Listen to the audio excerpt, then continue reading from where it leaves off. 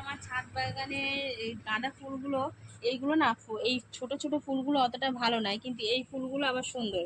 এই যে বড় বড় ফুল দেখুন কি সুন্দর। এই বড় ফুলগুলো এর ডাল কেটে নেবো, নিয়ে এর ডাল বসালে গাঁদা ফুলে কি সুন্দর চারা, নতুন চারা হয়।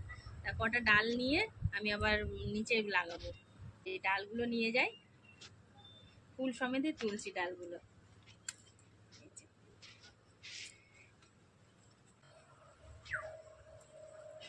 দেখাও একটুখানি মা, দেখাও। দাঁড়াও তুলি তো। এই যে ভেঙেছি, এই যে আবার বসা, এই যে কতগুলো ডাল ভেঙেছি, এইগুলো নিচে গিয়ে বসাবো। চলো।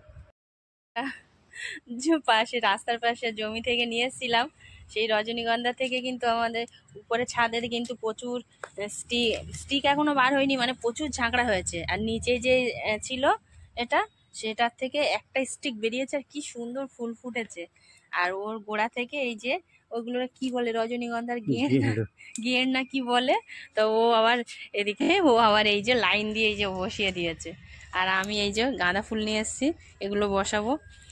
আমি এই প্লাস্টিকে বসাবো, কারণ গাঁদা ফুল গাছ বেশি দিন, ওই দু তিন মাস হয়, তারপরে আস্তে আস্তে এই যে প্লাস্টিকে এই গাঁদা ফুলগুলো ছাদ থেকে নিয়ে আসলাম, ডালগুলো কেটে কেটে। আর এই যে এখন এখানে নিয়েছি, এটা সামনের দিকে দেবো, ফুল ফুটে আছে তো সেই জন্য। এই যে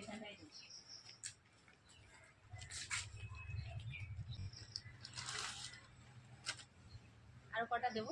ফুল গাছটা এই যে লাগিয়ে দিচ্ছে এখানটায়, একটা ফুল ফুটে আছে কি সুন্দর সেন্ট। এদিকে তাকাও। গাছগুলো এখন সব বসানো হবে।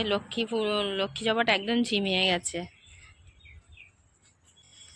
ফুলটা কি সুন্দর ফুটে আছে, ভালো। এই যে অ্যালমন্ডা গাছটা এখানে বসাচ্ছে।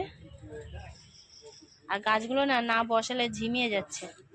এই দেখুন লক্ষ্মী জবাটা ঝিমিয়ে গেছে একদম, কত কুড়ি ভর্তি গাছ। আর রঙ্গন ফুল, হলুদ রঙ্গন ফুল গাছটা পাশেই বসিয়ে দিচ্ছে।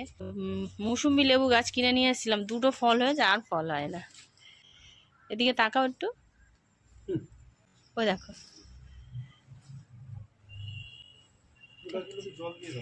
হ্যাঁ, ফুলগুলো দেখেছো একদম পুরো নিস্তেজ হয়ে গেছে। এই যে লক্ষ্মী জবা গাছ, আজকে সব গাছ ওই বসাচ্ছে। ওই ওখানটা ওই দিকটায় নাও নাকি, দুটো গোলাপ গাছের মাঝখানে বসিয়ে দিচ্ছে। এই গোলাপ গাছটা কাটিং করেছে, ওই কাটিং করেছে, কি সুন্দর সব কুঁড়ি এসছে, প্রত্যেকটাতে কুঁড়ি এসছে, অপূর্ব। এটাতেও কুঁড়ি এসছে, ফুল ফুটছে। আর এইটাতে একটা সুন্দর ফুল ফুটেছে, আর সবগুলোতে কুঁড়ি এসছে। এই যে